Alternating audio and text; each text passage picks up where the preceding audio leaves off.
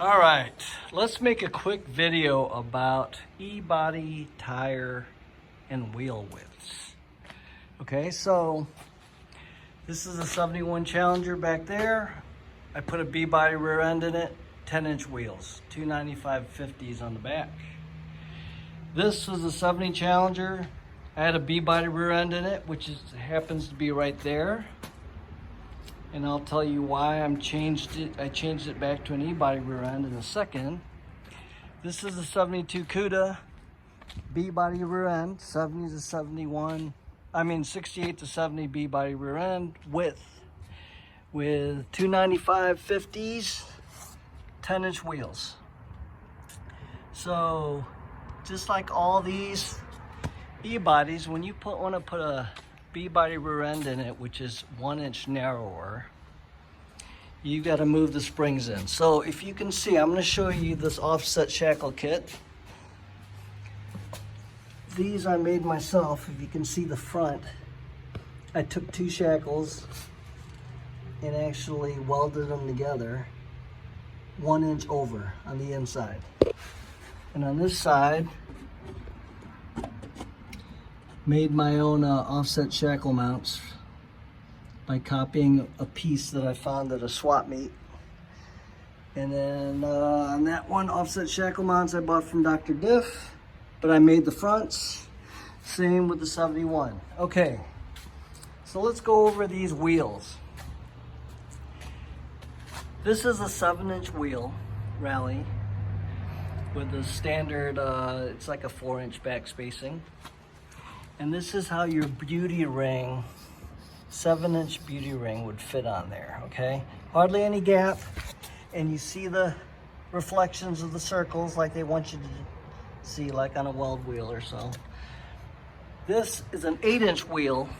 No, this is the 10-inch wheel with the 7-inch beauty ring with, see all this gap right here? This is what I had on this car, B-body rear end. This is a 10-inch wheel, 5.5-inch back spacing. You can get them from Wheel Vintiques, 5-inch or 5.5-inch back spacing, okay? I had those on all my cars.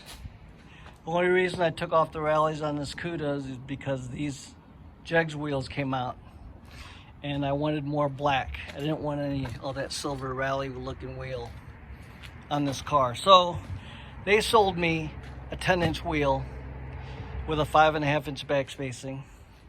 This is an 8-inch wheel with a 245/60/15. So I just wanted to pull the Rallyes off that car and put those black wheels on. But the reason why I'm switching this back, okay, so these 7-inch wide wheels used to be on the front. I'm redoing the suspension because the toe was out a little bit and it ate up a tire on the inside when I drove the Carlisle a couple of years ago for the 50-year reunion. So I took the 8s off the 275s I had over there and I put them on the fronts on my other spare front tires. So these are now 8s. But if you can see, there's a gap here, a little bit of a gap. It's about 1 inch. You can still see the reflection of the ovals. It's just not as good. It's almost like you need a deeper trim ring, okay? So same with these. These are the 10-inch wheels, 295/50. Big gap.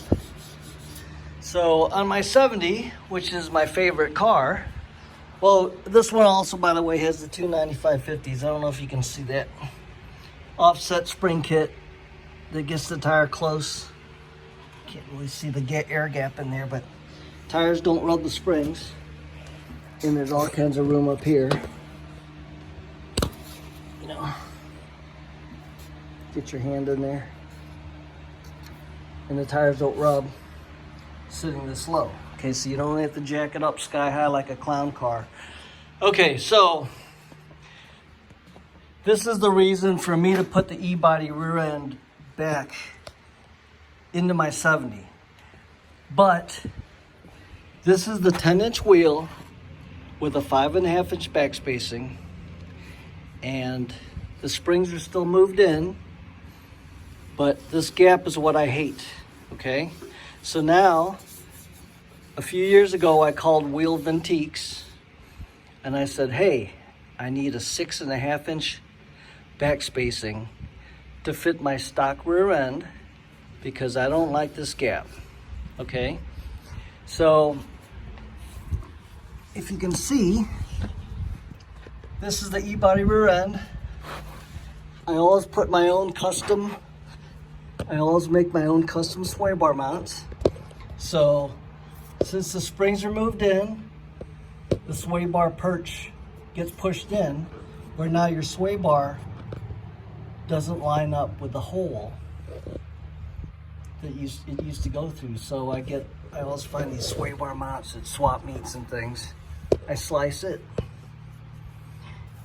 I bend it out, I put a piece of metal in there, and I grind a hole to match the other hole. So now the sway bar mount adapts to the stock width sway bar, and my springs are still moved in, the 1 inch, but see this gap?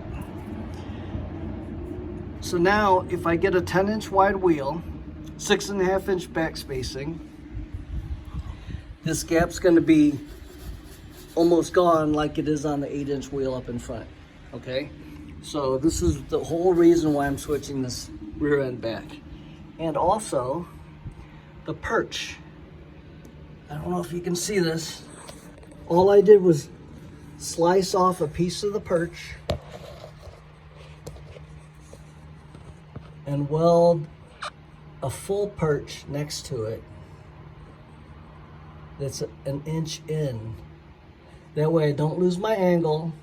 It's a stock pinion angle. Didn't have to change anything. Didn't have to cut off the perch. And it's also using part of the old one as reinforcement, because it's still fully factory welded on there. And my other one is just tacked to it or welded to it. But that's the whole reason for this, okay? So, B-body rear end, 1 inch narrower on each side. Spring perches are also 1 inch narrower. So you can basically move your springs in 1 inch and it drops right on. And you just put your U-bolts back on and all your stuff, and then you can run the 10-inch wheel with a 5.5-inch back spacing with a 295/50. It'll clear everything, especially going around turns fast, because that's what I do with these cars. They don't sit high, they sit low. I can go around turns very quickly without anything rubbing. But just wanted to show you these trim rings on a 10-inch wheel, trim ring on a 7-inch wheel. See, this is a 7-inch wheel here. Get all your full reflection, and the trim ring on an 8-inch wheel. You can see that gap. So yeah, the whole reason for me to put this E-body rear end back in is to get rid of that gap.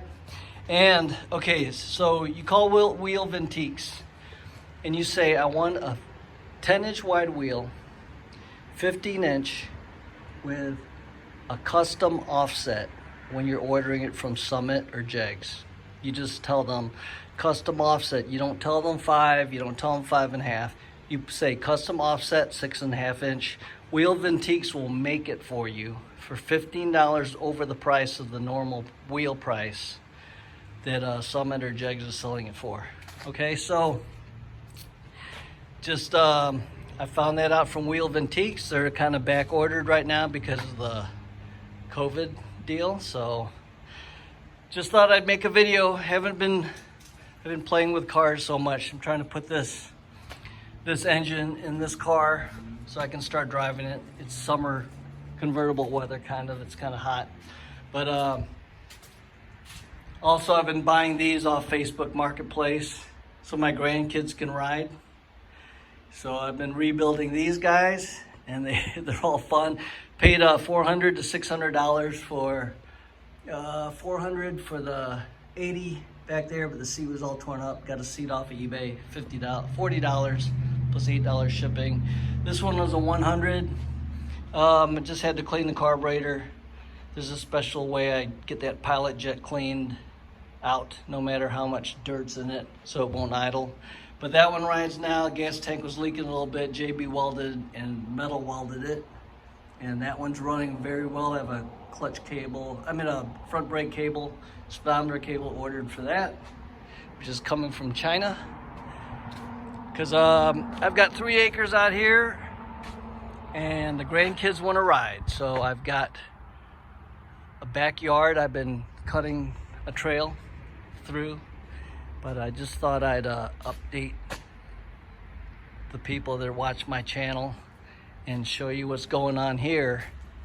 And I'm leaving for the power tour next Sunday, hot rod power tour, taking that because it has cold AC in it until I get this Hemi and this pace car, and its AC will be just as cold because all 3 of these cars I have AC. Oh, let me show you. I added factory AC to this car back in the 80s when I found one in the junkyard.